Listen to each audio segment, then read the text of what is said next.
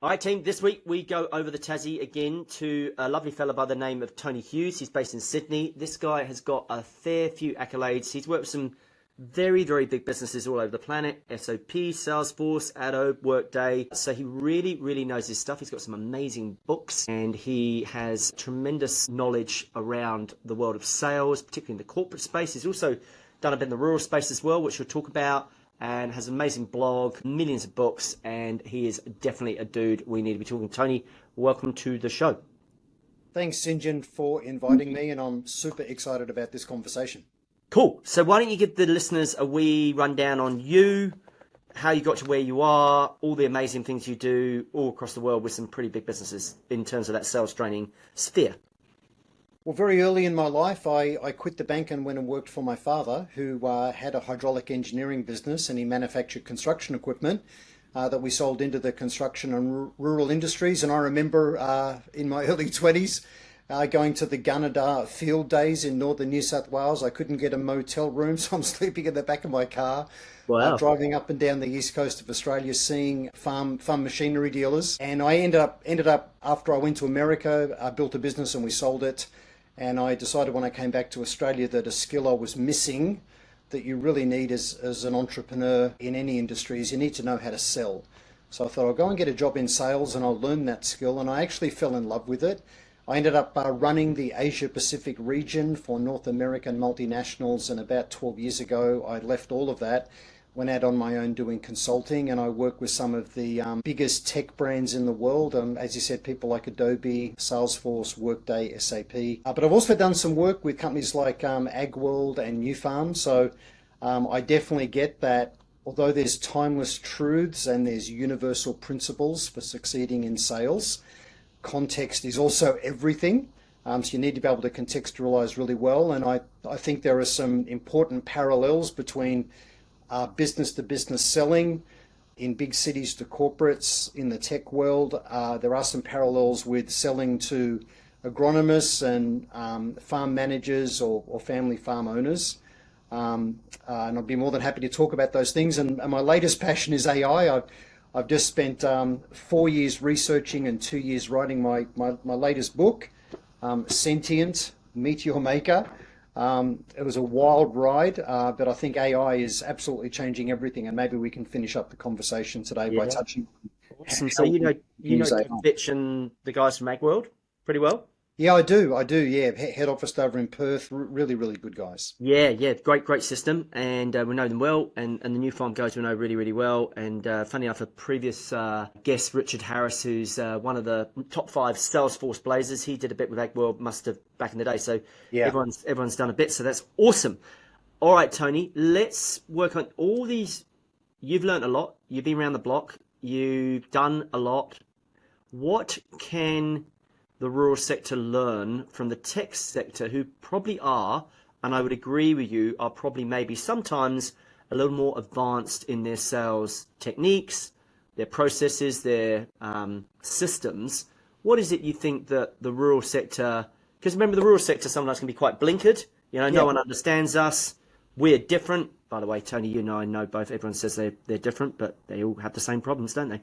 And so like, what can our listeners learn from what you've been teaching to those big brands?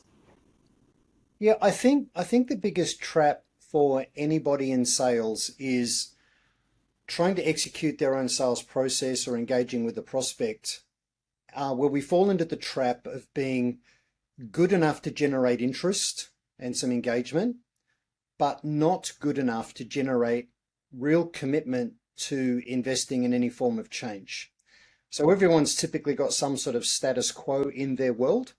And when they're having a look at something, thinking, well, why would I move away from the status quo? And moving away from the status quo, depending on the context, involves time, effort, risk. Often, if you're looking in the world of selling technology, which I do a lot of, it's a big investment of money, right, to actually change something. And what typically happens is when we engage with a customer that was looking, in other words, someone hit our website, we've got a lead, often what happens is they're trying to treat us as a commodity. So they're in the process of looking and evaluating, comparing and contrasting. And they want What's to it? know, so what do you do, or what do you offer, and why do you think you're different? But at the end of the day, those conversations very quickly deteriorate down to feature, function, or product spec and price. You could argue that a farm manager just wants, if you're selling, say, chemicals, farm manager just wants dead weeds cheap, Yeah, right? And it's very easy to focus on how much do you charge per liter. yeah. But the reality is there's lots of false economies in the world. I think we've all experienced this in our personal lives. You mean Many buying times. something cheaper and then having to buy it twice? Exactly, exactly. Actually, I'll give you an example of this. Yeah. I'm a car guy, and I love going on car drives with friends. But Awesome. what I discovered is all of my car friends have got UHF radios in their car, so we can all talk. Yeah. On one of these big drives, we did a big 4-day drive to very remote areas, driving quite spiritedly. I went and bought Sounds myself a fun. radio. Yeah, and when I went to the electronics store to buy the radio, I thought, man, these things are expensive. So I bought myself, Yeah. a reasonably good brand. It's Uniden, radio, Yeah. but I bought cheap. And what I realized, this is a 2-watt radio. Oh, Uniden is not the best brand, yeah. and it was complete false economy because it doesn't really work very well at all. And what I should have done, which I then did later, is I bought a 5-watt radio of a different brand, and it works really well. And it's a great example, right? Like, here's me walking into a store. I'm focused on features and functions and price. And the truth is, I just should have bought the right thing, the first time. So just to circle back on that, for us as sellers, customers often thinking they're serving their own best interest, but they're not. They're being their own worst enemy. Is they try and close down conversations where we're trying to provide some insight, and they just want to focus on, how much, what's the Yeah. spec and how much. Our job as a seller is to reframe conversation. So a lot of what I do in big tech companies is to help sellers learn to reframe. In other words, going away from a commodity conversation, compare and contrast, to instead of value conversation. Now, the word value is very cliched, I know, but how do we provide insights and value to the other person in the conversation well in advance of them ever becoming a customer? Because the thing I'd like everybody that's watching this or listening this to really think about is that there's been a lot of research done in the world of B2B selling, especially around what causes you as a buyer to make that final decision. You've sort of got a short list of companies or products that you're thinking of working with. Like, what really swayed you? And what this research shows is that more than 50%, so more than half of the decision weighting on who I'm going to select as the buyer, all comes down to that engagement experience that we had with the sellers, with the selling organizations. And when they dug deeper and said, well, what specific ways did they differentiate? It was things like they really educated us about things we hadn't been thinking about. They got us thinking about other opportunities and risks that we hadn't really considered. Maybe as a really simple example, Sinjin, like if you're buying chemicals, like you might want to focus on price per liter. And then maybe think, oh yes, but I'll consider the strength. Am I buying a lot of water instead of a lot of active ingredient? Like, and you go, okay, isn't the seller clever thinking about that? And I'm being facetious, but the truth is, often the result you get all comes down to the efficacy in how you apply. How you apply it, when you apply it, the Yep. sort of techniques you're using, and maybe look. And I know a lot of ag buyers are sophisticated and they would know that, but if you've got real insights about all of that, they go, wow, you're the person I want to buy from. Yeah. Now, I think this is gold, what you're saying around reframing the conversation. And this is a truism across any sector that you're selling. So team, that is very, very useful about reframing it. And I always say, Tony, to my students, if you sell like a commodity, you get treated like a commodity. And if you Yeah. sell the same, you get treated the same. So question, when you said that really valuable point that you mentioned about reframing the conversation, do you feel that there's a chance to actually reframe the conversation before the sale? You should always reframe the conversation before the sale, because if you fail to reframe before the sale, you may not actually get the sale. So Beautiful. Yeah. Tell So the listeners more about that because you know why I asked that question. The pre-sell positioning, you talk about the compare and contrast the commodity. Like I think the sell happens before the sell. If you're selling at the sell, then maybe we haven't done the job before the sell. yeah, and you know, we live in a rapidly changing and a very different world than what it was even 5 years ago. So concepts like social proof, you know, it's really important Mhm. for all of us to have a strong personal brand, and we need to shy away from narcissism. Like it's not about look at me, look at me. It's really about I work with people like you, right? So people will tend to do their research maybe before they even meet with us, or if we run some initial contact, they'll have a look at us, you know, before they decide to engage. And in the world of business to business selling, you know, in big cities, you know, obviously LinkedIn is a very important platform, but really think about this concept of social proof. So if they go have a look at your website, for example, are you all about you and flogging your product or service, or are you someone of genuine insight that can really help educate? Because intent is really important. What we don't want is for the buyer to get the impression that we are all about us selling our thing to them. Now, like I know we need to do that, but I know it's a crazy analogy, but like if you think about the world of dating right now, I'm all too old for dating anymore, but I'm not happily married. But if you think about dating, like we all knew that in dating, if you turn up and you're all about you, you know, and your fancy watch and your nice clothes and your impressive That job sounds and like sales trainers that I've seen yeah, on exactly, Instagram. Sorry, exactly, sorry. yeah, Let's say that.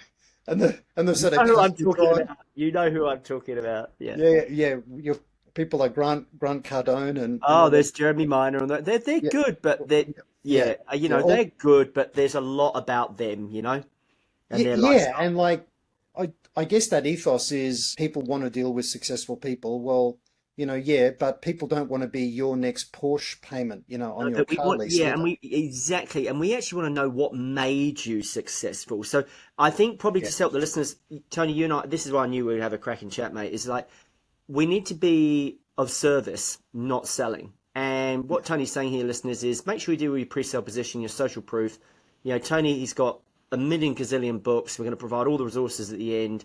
He's worked with some big and best brands. There's a reason why we say that at the start of Recall, because we want to know that these guys are good, that are turning up on our show. So it's the same with a customer.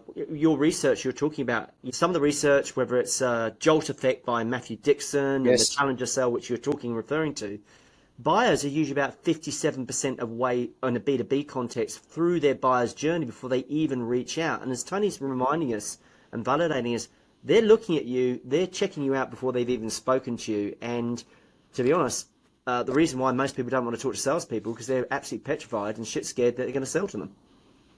yeah, and St. John, you raise a really important point. If we're in the mode of selling where we're dealing with inbound inquiry, right? Yeah. So we're dealing with people that are in the buying window right now, and that lead has come to us.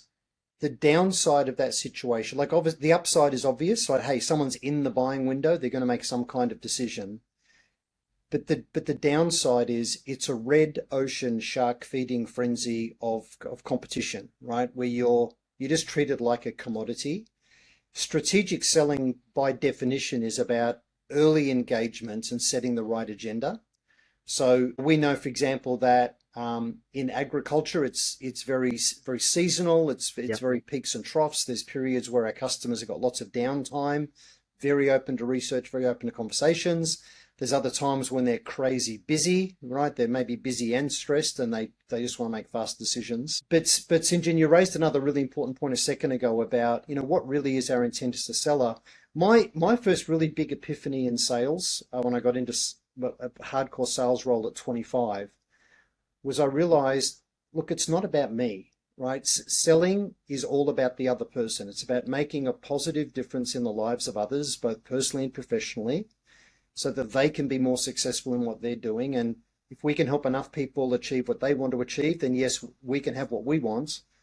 But we want to be all about them and not about us. And I'm a big fan of servant-based leadership models. You know, Jim Collins has written about this a lot, but servant-based selling, right, or service-based selling is really important. It's not about crushing the competition and closing the prospect and sort of persuasion and manipulation. Sell me this pen and everything else. I mean, you mentioned a really good point there around Zig Ziglar, who's obviously a hero of yours and ours. And he says you can have everything you want in life, Yeah, if you would just help other people get what they want in life.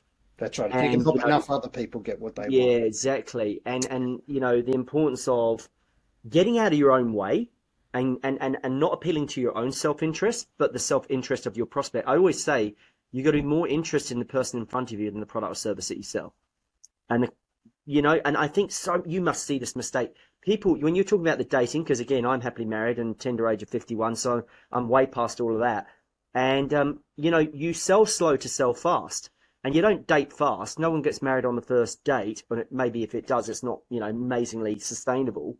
But I see sales guys and girls. They're too quick to start talking about themselves because they're nervous or they don't have the tools or the capabilities or the competencies to have a conversation.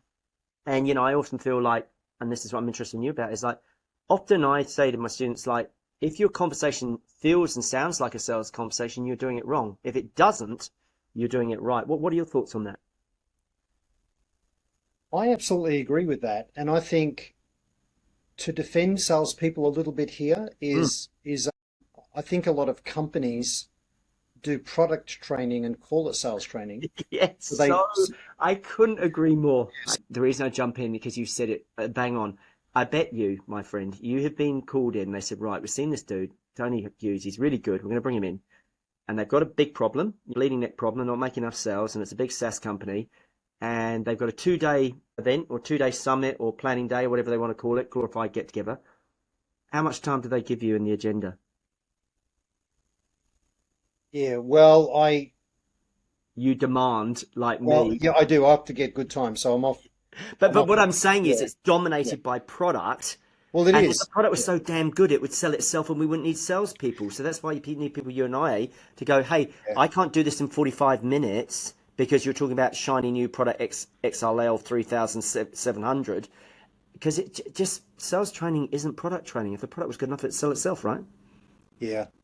St. John, is so true. It is important that people understand what it is they're selling. Like they're going to get questions about the thing they're selling and they need to know their product. And often the organizations that employ the salespeople think about the fact that our reps need to have confidence. They need to be confident in the product. They need to be able to talk about the product.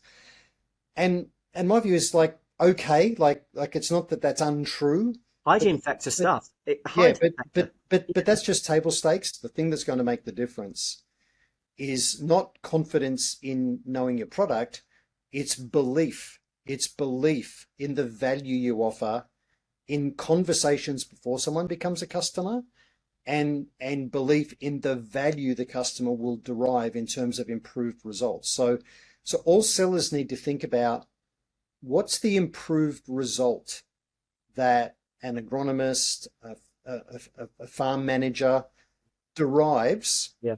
What's the improved result that they derive if they become my customer? And there's actually a hierarchy of communication that all sellers need to be aware of. And at the very top of that hierarchy of communication, at the very top, is results, right? What people really want is an improved result, right? They want an improved result. And then under that, so the next layer in the hierarchy, one layer down, is strategy. What's the strategy that will deliver that result? And then at the bottom, the thing that can underpin or enable a strategy is capability. Now, for sellers, what they're always selling, the thing they're selling, the thing they invoice, right, the thing the customer signs the contract for or the purchase order for, is the capability. It's the product. But we need to think about, okay, but my product or service enables some kind of strategy that's going to deliver an improved result, right? And we're really selling outcomes as opposed to selling a commodity, right? So that's just kind of the way to reframe. And the first thing is, we need to be a true believer. Selling at the very beginning is about evangelism. Like, are you a true believer? And then once you get past that, you then move into being an engineer of value. You're thinking about what really is the business case here for stopping what they're doing and starting to work with us. How strong is the commercial impact, the financial impact, and then how quickly are they going to experience that financial impact, right? And that's really what people care about, because everyone is change resistant. I love what you've said there, Tony, particularly around this whole idea of belief and confidence, or even importantly, another word, conviction. So we often think, oh, well, like if I know my product inside out, that's great. The danger of that, when, as Tony's talking about, if you're solely only focusing on your product knowledge, when they reject your product, you don't have any other basis of belief to fall back on. Yeah. In the customer and understanding how they buy and the psychology of that, or most importantly in yourself, because often with that research, the buying experience, which is the price is well below it, it's the experience and interaction you have with the salesperson, because the most important part of the sales process isn't the product, it's the person that's selling it. Yes. Not the customer, not the product. So I love your analogy here of being the evangelist first and foremost, but then being the engineer to then say, how do we then integrate this product into a strategy that gets you an improved result or an improved condition? Am I getting that right, Tony? 100%. And what you're really describing, St. goes to the whole issue of trust. So trust is both binary and an X factor. So the degree to which someone trusts us is, determines whether they'll ever do anything with us or not. But it also determines the degree to which they'll share information about what's going on in their world, like, inside information. It'll determine whether they'll give us or grant us access to other people. Because again, decisions are often consensus decisions, not single person decisions. Yeah, so very much. Buying communities have got so big. Yeah.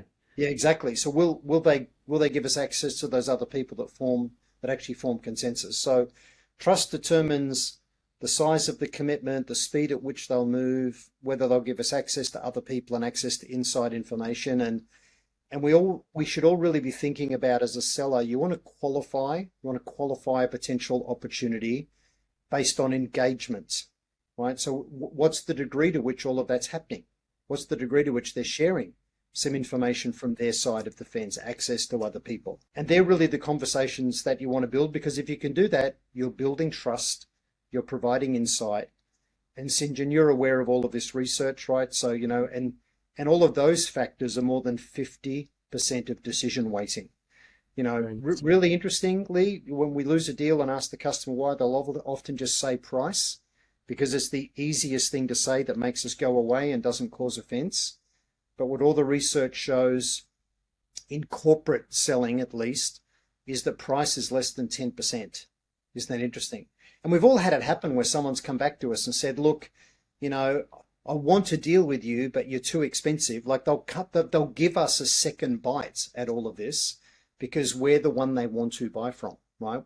Which is proof that it's not about price. We've done a good job in building trust, right, and credibility, and they'll find a way to buy from us. Yeah, and it's interesting, the word trust, which is a feeling, because I often say it's as important that you're selling feelings before finance, before money making, like selling meaning before money. Yeah. And I think most importantly, before you can trust someone, you need to feel safe with them. Yeah. And I think a lot of people Tony, they just don't feel safe with salespeople for all the reasons we've spoken about. So what else? We talked about the importance of when you've listened to calls, managed teams, trained teams, like your Adobes, your SAPs, your Salesforces, and Workdays, your big guys that you've worked with. What are some of the other mistakes that you see the guy? We talked about being a feature creature, selling too quickly, being more interested in ourselves rather than the prospect, and all those things. What are the other things that you see that they struggle with that we can learn? Well, St. maybe just before I answer that, please, just to go back to the really important comments you're making about trust. I agree that trust is a feeling. I agree with that. I have a formula for trust. I'm happy to share, right? Yeah, so Love to. So I think people will tend to trust us. They'll generate that feeling of I trust you if they believe that we understand them and we share their values. Right. So understanding and shared values, right? So we understand their world, their region, their situation, their circumstances, maybe the scale of their operation. Like we've done some research. We turn up and they can see, wow, you understand me. Yeah. And then we share their values. We understand that right now, given what's going on with the weather, with the economy, with commodity prices, with the markets, with US tariffs, like whatever it is that's going on, we've turned up, right? So we show them that we know them, show some understanding, done some research, right? We don't turn up and start asking questions that show the opposite, right? That we haven't done our research. And we then show that we have shared values. We're all about them being able to capture more export revenue, them being able to help flatten out the peaks and troughs of commodity pricing, or them being able to reduce the cost of dealing with weeds and pests through a more nuanced approach to achieving efficacy of the chemicals, regardless of what chemicals they pick, for example. So understanding and shared values is one part of the formula. And then the other part of the formula, it's plus capability and reputation. Now, most sellers focus on capability and reputation. I'm from this company. We're the market leader we have all of these awards. We've got all of these other customers. We're in all of these places.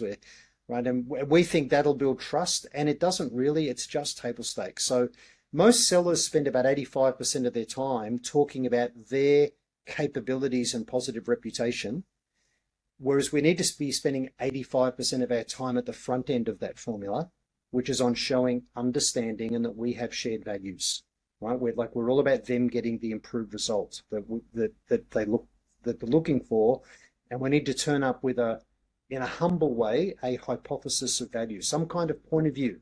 In working with others in your role, in your region, in this segment, right, of the agricultural industry, common thing I'm seeing at the moment is, what's your current approach to? Happy to share what we're seeing other agronomists, other farm managers do to really move the needle on this particular metric. Yeah, I love the formula of the trust is like, and I love that sort of soundbite is show them you know them, Yes. and then the capability and the reputation. Because I was thinking around, there's this beautiful book called The Trusted Advisor. I can't remember who wrote it, but you can look it up. And they talk about the credibility, the reliability, the affinity, and the self-intent. Yeah. And it's very similar. It's like, and I'm really glad because I love it when guests sort of challenge us back. Is like your trust is it is a feeling. You need to know that you understand them and their world. And I always say that specificity sells, generalities repel. You Yeah. have to be specific. And then as you talk about, it's like then once you've connected with them and they understand you understand them, the guard comes down, you get rewarded with more intel, more insight, deeper, longer, more meaningful conversations, better ones that they have with your opposition. And then you can talk about your credibility and your reputation. But again, Tony's saying here, listeners, don't be the show up, throw up. Don't just get straight into it. And you can't demand trust. It has to be earned. And it's sometimes earned way, way, way before the sale. So, Tony, what else? Because we circled back on that thing. Another thing is, what are the other things you see? Like, let's talk about the sales manager. That's always an interesting topic because obviously we train reps and we call them affectionately reps. But also, I think probably the most important person to train is the sales manager, he or she. What are some of the biggest mistakes you see sales managers make when they're managing their teams? And I'm using the word management in a very wide. And we're going to be kind to them, Tony. But what are you seeing, mate? What do you see? Well, I'm going to be unkind first. So Good. I don't mind. Yeah, good. I was giving you the so chance. so I've worked as a rep in my life. I've worked as a sales manager. I've worked as a manager of sales managers, like a global VP of sales for companies. Yeah. I've been a CEO, and without doubt, I think frontline sales leadership roles are incredibly tough. Like I think they're insanely tough. And often a good rep is promoted to be a manager, and the skills you need to be a good rep versus the skills you need to be a good manager are very different.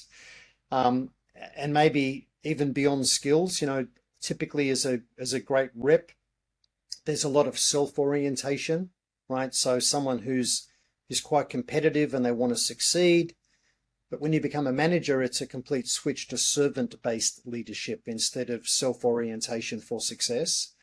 And then your ability to really inspire and coach and hold others to account is where it's all at. You can't be a sales leader that elbows the incompetent reps out of the way and just goes and closes the deal Oh, yourself. no, I was just about to say, it's like, no, just get out of the way. I'll show you how to do it. Yeah, exactly. Back in my day, what I did was, and you're completely disengaged, right? Yeah, I remember in my first ever sales job, I was in the radio paging industry, actually. Yeah. For those that don't know what a radio pager is, it's actually one of these things. So that was my first ever sales job, and I had an amazing manager called Keith, and he would spend one day a week with me, basically doing a ride along. Right, he would just be with me for the day, going and doing appointments, prospecting, doing appointments, trying to get a deal closed, doing initial discovery. And he was awesome. He didn't rescue me to sort of try and close a sale. He would let me lose a sale so that I could reflect on it afterwards. And he asked me great questions. So anyway, I think I'm saying is the sales manager is such an important role and such a tough role. Frontline sales management is also, without doubt, the weak link in the revenue chain for most organizations. The reason that they're not getting the results they want is not because the reps are hopeless or the customers are idiots or the competitors are insane, just dumping product and selling cheap. It's not just because of the economy. It's all about strategy and execution, and that really is the role of the sales leaders. So to me, you really want to invest in training leaders as much or more than you really invest in training reps. And the leaders have got no chance of coaching people and holding them to account on anything that they themselves don't fully understand. So again, when I run training, I'll often see the leaders drifting in and out of the room because they're really busy. But I just ran some training up in Singapore 2 weeks ago for a big tech company, and there were 5 sales managers and then the VP that runs all of the ASEAN region. Yeah.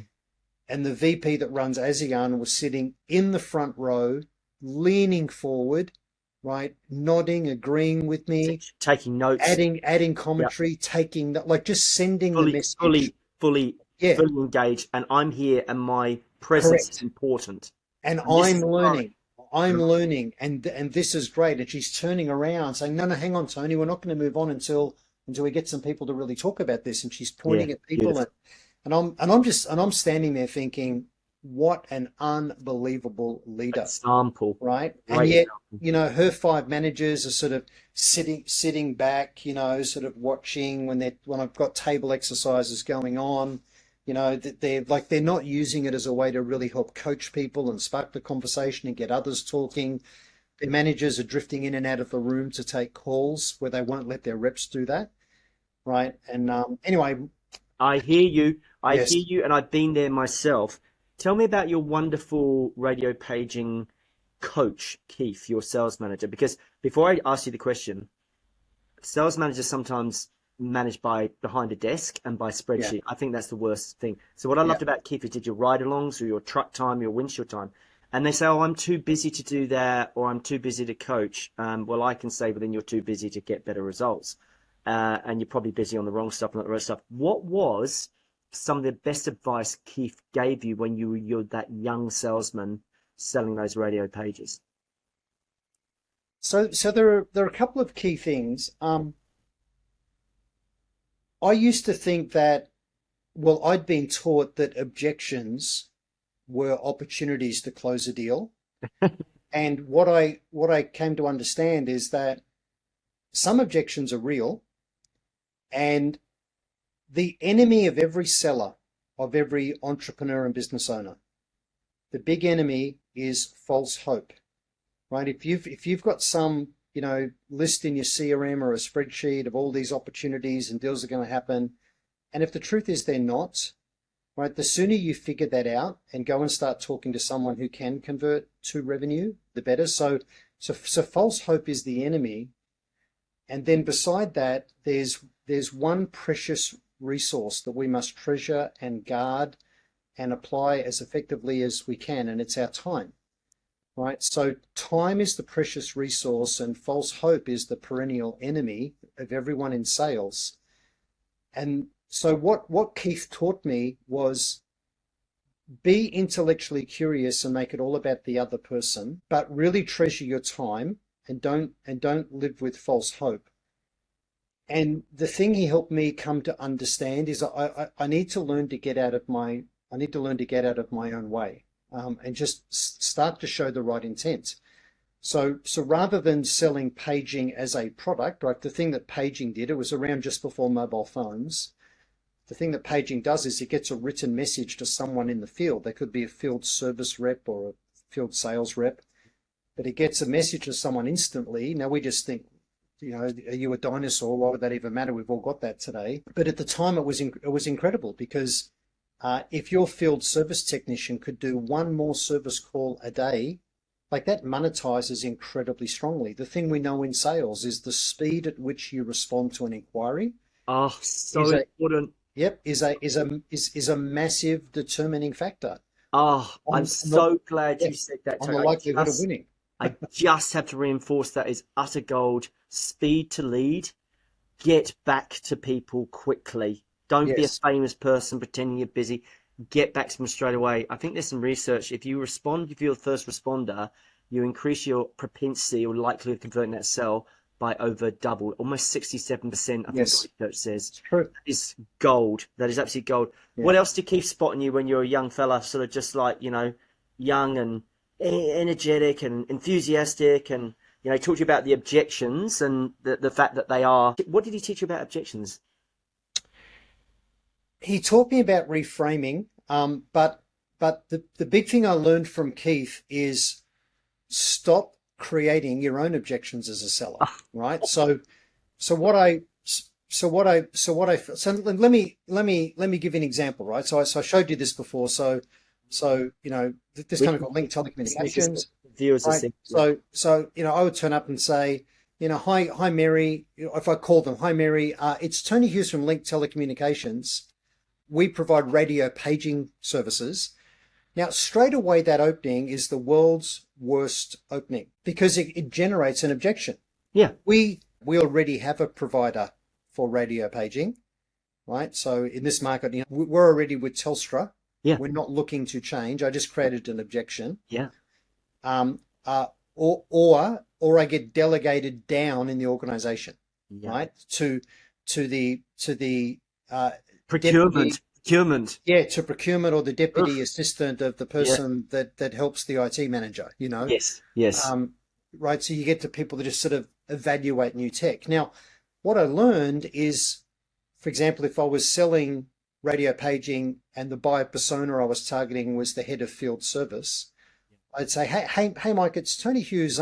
I actually work with field service managers in your sector, and I've been doing a little bit of research on your company, and I think there could be a way for you to get one more service call per field service agent per day. Do you mind if I ask, how do you benchmark on number of calls compared with your peers in the industry? Love it. Right, so good. Right. And like I do a lot of work in the tech sector. So for companies selling maybe marketing automation software, right, to marketing managers, let's think of maybe the online retail industry. I know it's different to rural, but online retail, like what I teach them is phone the chief marketing officer and just basically say, hey, Mary, I work with CMOs in your industry, and with some other peer brands of yours in fast fashion, like that's a subcategory maybe of online retail. I think there could be a way for you to drive down the cost of acquisition and at the same time increase repeat purchasing. Do you mind if I ask what's your current strategy to improve those two metrics? Because I'm seeing other CMOs laser focused on those two things right now. Love it. And then if Mary said, well, hang on, Slick. Like I don't really know you well enough to give you that inside information. Like Yes. that's a very bold claim. How Yes. do you think I'd be able to do that? Yeah. Now, what most sellers would do is they would tumble down the hill and start talking about their product or their capability. Remember, I talked about that hierarchy. There's result, Yeah. then there's Strategy strategy, and then then there's capability. capability. Hmm. So the next thing to talk about is the strategy that drives that result. I'd say, oh, absolutely, Mary. I'm not trying to sort of overreach here. I was just trying to figure out whether the conversation would make sense. Yes. It's about you being able to more precisely target where there's stronger buying intent, and with improved engagement, right? Improved personalization and engagement. That's how we've seen other retail brands like The Iconic be able to drive down their cost of acquisition by 24%. They've been able to drive up repeat purchasing by 40%. How do you compare with your peers in fast fashion on those two metrics? Have you actually benchmarked yourself? I love that. So I just want to take stock. Guys, that's a little masterclass.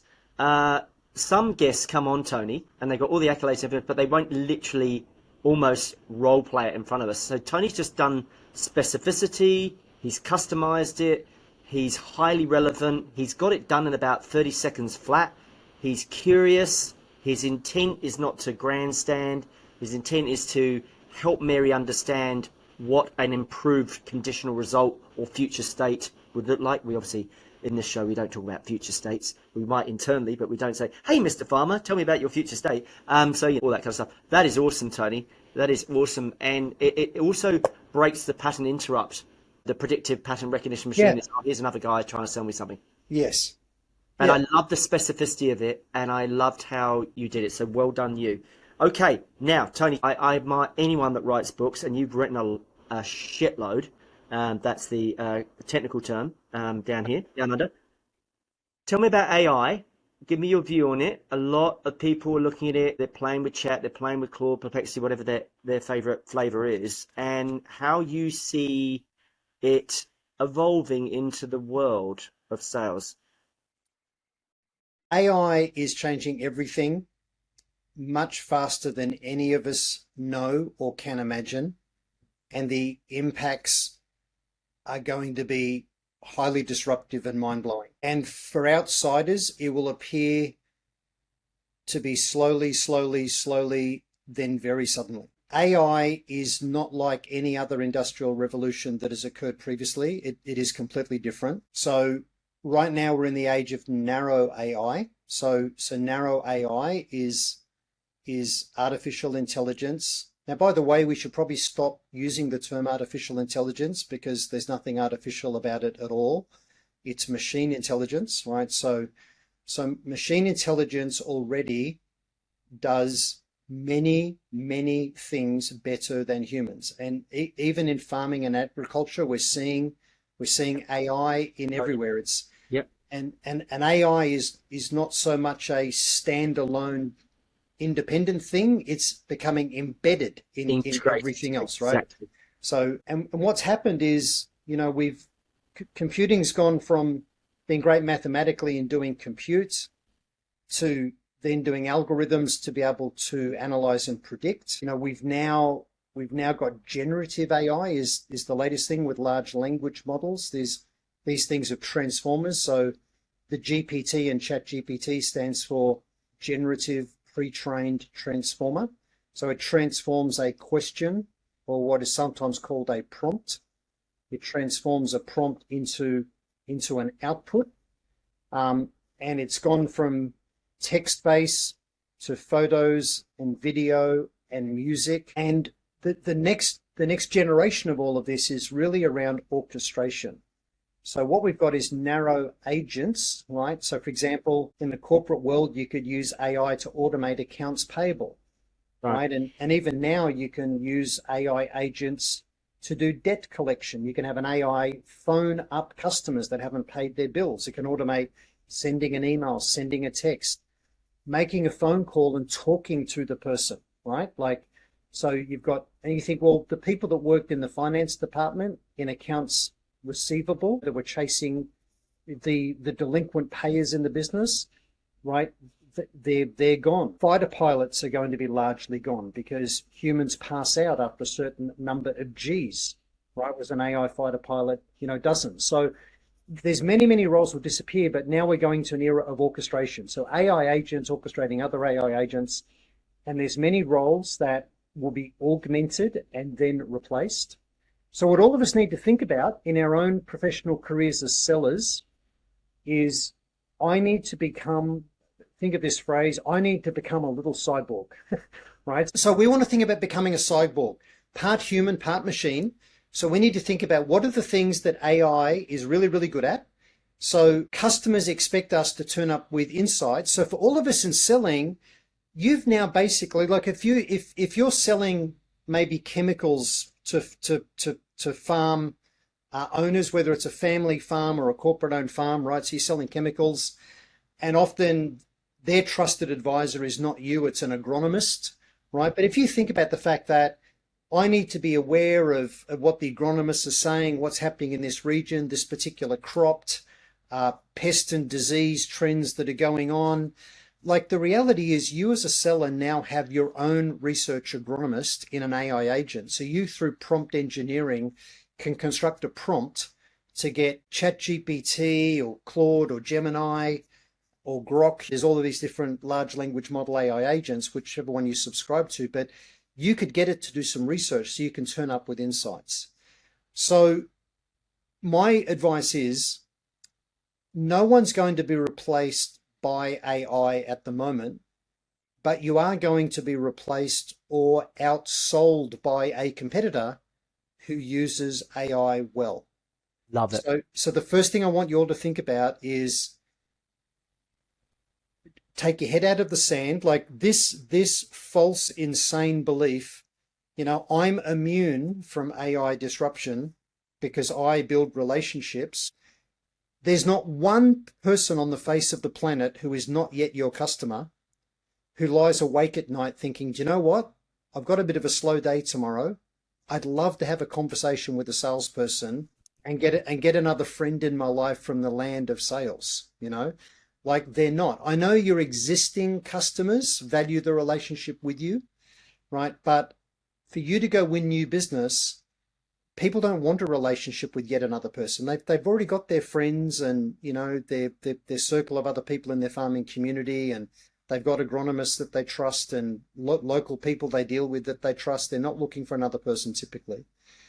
So we have to provide value in conversations. So AI is the way that we can improve our productivity. It gives us back huge amounts of time and can really improve the level of value that we provide people. And then focus on the things that humans do really well. So they build relationships and trust. They help build a business case. They navigate politics and complexity. You've hopefully got a sense of humor. You're hopefully really good at storytelling. Like there's things about how we operate as humans that the machines won't be able to do. But if all you are doing is helping someone transact a commodity, you are in deep trouble. Oh, 100%. Now, the AI, the Gartner, the hype cycle, some people might be listening and going, yeah, this guy's talking sense, but I don't believe him, but they're protecting, they're shutting down, maybe they're being a bit of an ostrich. I think you're absolutely right. You do need to adopt and you need to integrate AI because you will be beaten by someone, not by AI, but someone who's using AI. Do you think sometimes we underestimate or overestimate the short term and then underestimate the long term of technology? That is exactly what we humans do. That's very, very insightful comment, but that is exactly what we humans do. But this is not a hype cycle. I remember when the internet was all being built out and people said there's all this dark fiber. In other words, they're laying all of this fiber optic interconnectivity and networking that's not being used. It's all being used now. Just as a really sobering point, the number one company in the world for making AI chips, it's really interesting that gaming chips that were really good for graphics processing, Yes. turned out to be the best chips for large language models. Mm. The market leader was NVIDIA, Mm. and they are now the market leader in AI chips. Their company is worth more than the GDP of Germany. Right? One company's worth is more than the entire gross domestic product of a tier one country in Europe, Germany.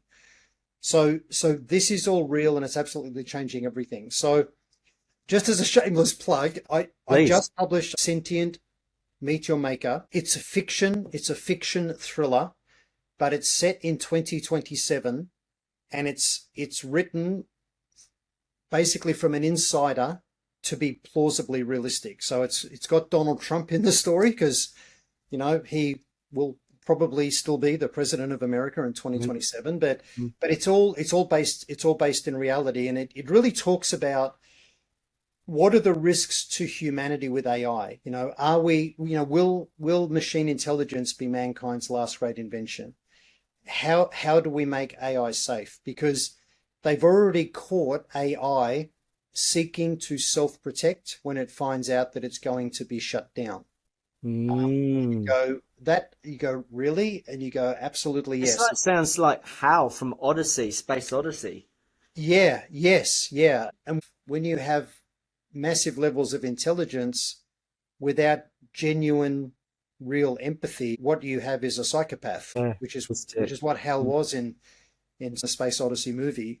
And you know, the big question is AI just mirroring back to us, you know, what it is it thinks we want to hear, including empathy, or is it really becoming a mind? So I don't believe AI is truly self-aware yet, but I think it's almost inevitable that it will happen. And it's a really interesting conversation. And AI is going to change everything. It's going to take all of the problems we've had in societies, especially with younger people, with social media, societies being divided. You know, everyone lives in a bubble of content. So Sinjin, if you and I search for the same controversial thing, right? If you Google Donald Trump and I Google Donald Trump, and if I'm not a Donald Trump hater with derangement syndrome and you are, what would happen is we both search our topic, right? So we know, for example, recently the BBC has admitted and fired its two most senior executives for very dishonestly editing Trump's speech to make it look like he said something to incite the riots that he never said. And the whole world, including me, believed that he'd said what they reported. And it was a false, dishonest, deceptive edit, right? And the CEO and the head of news both resigned, that they've been caught. Trump's threatening to sue them for $1 billion, right? But at the time, you know, I'm thinking, but you can trust the BBC. Like if the BBC play a video clip, and I saw Trump say all of this. So he said it. I trust the BBC. Well, I don't trust the BBC anymore. I don't trust the ABC in Australia anymore. The Four Corners program here did a version of the same thing in deceptively editing. But here's my point. AI is going to cause huge losses of trust in content because everyone lives in a confirmation bias bubble. The algorithms are trying to get us to stay engaged. Yeah. And if you think Trump is a narcissistic crook who's never going to step down and he's going to become a dictator and he's going to change the Constitution or manipulate the Constitution, have a third term, the algorithm will know that you love that kind of content. It's just going to keep serving it to you, right? To keep you on the infinite scroll, so they can put more ads at you and sell more eyeballs. It's true. And then when you bump into someone like me that maybe is not of that perspective, you'll be thinking, what in the world is wrong with this idiot Tony? Like, it's obvious. You just have to Google it, you know, and this is all true. And the truth is, we're Googling the same topic domains and getting completely different results. And AI, like this has already been happening for a long time.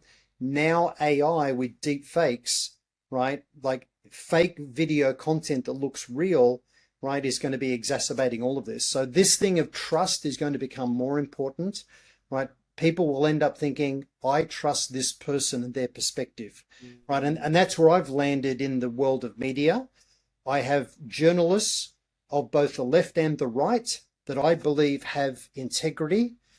And although they're obviously of the left or the right, they're reasonably balanced. They will acknowledge flaws in their own side.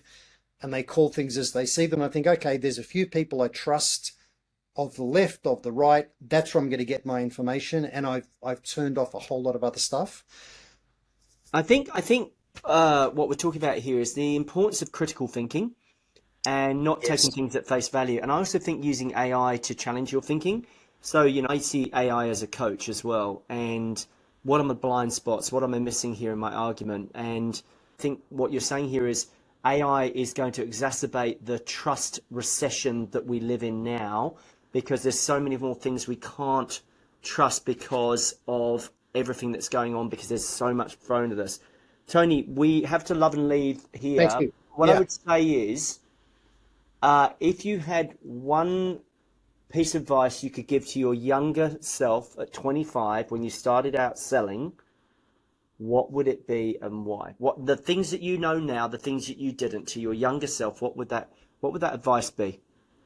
The advice is, if I was talking to myself, I'd say, Tony, it's not about you. It's all about your customer. Yeah. It's not about you and your success. It's about them achieving better outcomes in their lives, professionally and personally. That's what it's about. Yeah. So basically, it's like your wonderful mentor Keith said, have an intelligent curiosity, almost an insatiable curiosity about the person in front of you. I think that is very, very good advice. Get out of your own way. Be more interested in the person in front of you than the product and service you sell. Ask good questions. Be curious. And this whole point of, as AI comes in and blows into our CRMs and our Salesforce and our bots and our AI agents and everything else, I've said this before. I said it with Andy Paul, another very, very well-known sales trainer. I've been on his class, fortunately. The importance of being more human. Yeah. More human. And Andy's a great guy. Yeah. Oh, Andy's a great guy. I think you've got more LinkedIn followers than Andy. I know, it's insane. This guy's got about 300,000 followers on LinkedIn. Tony, you have been a gent, sir. Where do people find out more about you? How can they connect about the books, the podcast, any resources? Where do we send them to? Yeah, so please go to sentientbook.com, sentientbook.com. There's a video on the landing page of the book launch I did just last month. And there's some tabs, there's other pages on the website. I've got embedded on one of the tabs a whole bunch of videos. They're the best 18 videos I've found in the last 2 years. So if you want to learn about AI and the risks of AI to humanity and what we need to be aware of, it's a great site to actually get educated. You'll absolutely love the book Sentient, Meet Your Maker. It's a really good read over Christmas. And then if you'd like to connect with me on LinkedIn, just search for Tony J. Hughes, Hughes, in LinkedIn, and feel free to connect with me in LinkedIn. St. John, I really appreciate you having me on your show, and I know you do a great job with all of your customers for sales training as well. So thank you so much. I really enjoyed the conversation. Thanks for coming on and sharing your knowledge. Tony, why I've enjoyed the conversation is you and I are very aligned.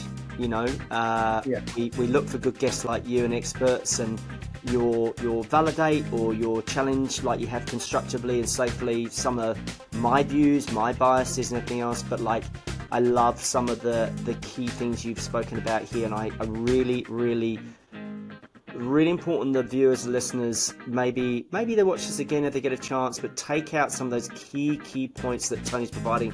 You can't buy this kind of experience, guys, particularly if you're new to sales. Listen to guys like Tony, been doing it for a really, really long time with some really, really big brands. Tony, thank you, sir. You've been an absolute gent.